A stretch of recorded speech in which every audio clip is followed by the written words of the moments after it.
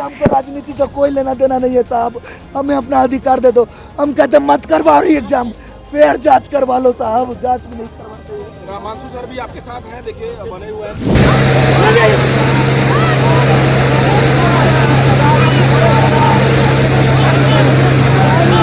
BPSC अभ्यर्थियों का गुस्सा अब आसमान पर है। लगातार वो री एग्ज़ाम को लेकर आंदोलन कर रहे हैं। एक दिन पहले उन पर जमकर लाठियां चटकाई गईं और उन पर वाटर कैनन का प्रयोग हुआ। आईपीएस आनंद मिश्रा और जनसुराज के चीफ प्रशांत किशोर भी उस आंदोलन को लीड कर रहे थे। बाद लोग दोनों वहां से निकल गए, लेकिन पुलिस ने जमकर लाठियां चटकाई। इसमें आंदोलन में कई छात्रों को, कई अभ्यर्थियों को गंभीर चोटें आई हैं, लेकिन इस चोट से वो मानने को तैयार नहीं हैं और आज छात्रों ने चक्का जाम का ऐलान कर दिया है और बिहार भर में चक्का जाम करेंगे अभ्यर्थी। और कई जगहों से खबर आ रही है कि चक्का जाम हो चुका है। नीतीश कुमार दिल्ली दौरे पर हैं, दिल्ली में प्रवास कर रहे हैं, इधर पूरा बिहार में बवाल है। तो क्या नीतीश की सरकार अब हिल गई है? कहा जा रहा है कि बीजेपी भी मंथन कर रही है कि क्या करना चाहिए। बीजेपी देख रही है कि क्या करना चाहिए। नीतीश कुमार के पार्टी में भी मंथन चल रहा है। क्या दिल्ली डोल चुका है? नीतीश कुमार का सीएमओ भी डोल रहा है। जी नमस्कार, मैं हूं विपुल कुमार और आप देख रहे हैं सूर्य बिहार डिजिटल न्यूज़। अब हम बिहार के तमाम दर्शकों से, बीपीएससी अभ्यर्थियों से विनम्र अपील करना चाहेंगे कि आपकी बात अगर हम कर रहे हैं, समाज की बात अगर हम कर रहे हैं, एक एक खबरें जुटा कर ला रहे हैं, तो आपका भी दायित्व तो बनता है कि आप इस चैनल को अपना प्यार दें, आशीर्वाद दें। चैनल को सब्सक्राइब करें, बेल आइकन को दबा लें। अगर आप हमें फेसबुक पर देखते हैं तो पेज को फॉलो करना ना भूलें। अब खबर आपको विस्तार से बताने जा रहे हैं। बीपीएससी एग्ज़ाम को लेकर के बवाल जारी है। पटना में बापू परीक्षा केंद्र पर कुछ परीक्षार्थियों को देर से प्रश्न पत्र मिले थे, उसी के बाद से बवाल जारी हुआ। फिर बवाल के बाद जो है एक परीक्षा केंद्र के परीक्षा को रद्द किया गया, लेकिन जो अभ्यर्थी हैं, पूरे बिहार भर के जो अभ्यर्थी हैं, वो री एग्ज़ाम की मांग कर रहे हैं। सरकार इससे साफ इनकार कर रही है। यही कारण है कि धीरे धीरे पहले दर्जनों छात्र जुटे थे इस आंदोलन में भाग लिए, फिर सैकड़ों हो गए और अब हजारों छात्रों का जो है भीड़ जो है वो पटना में जम चुकी है।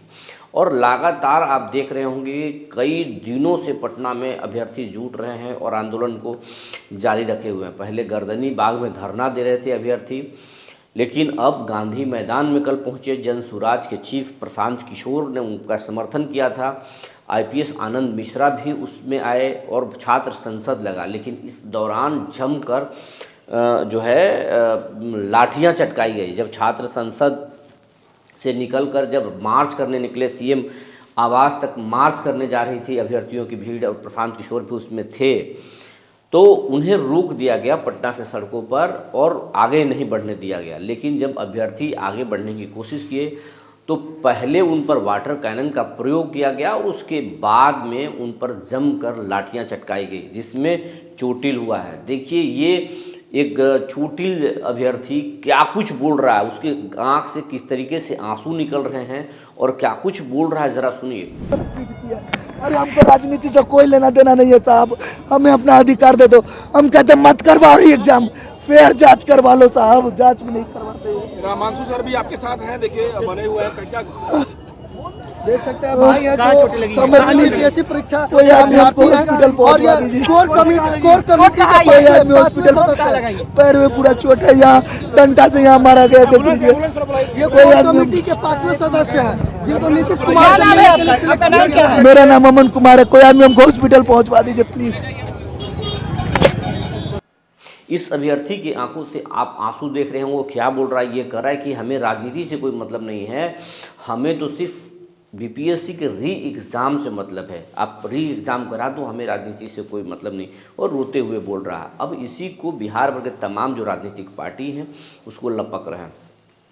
इस मामले में सबसे बड़ा एक्शन जो है बिहार सरकार ने किया है कि प्रशांत किशोर और आईपीएस पूर्व आईपीएस आनंद मिश्रा समेत 21 लोगों पर एफआईआर दर्ज कर दिया है और गैर जमानती धारा में एफआईआर दर्ज किया गया है।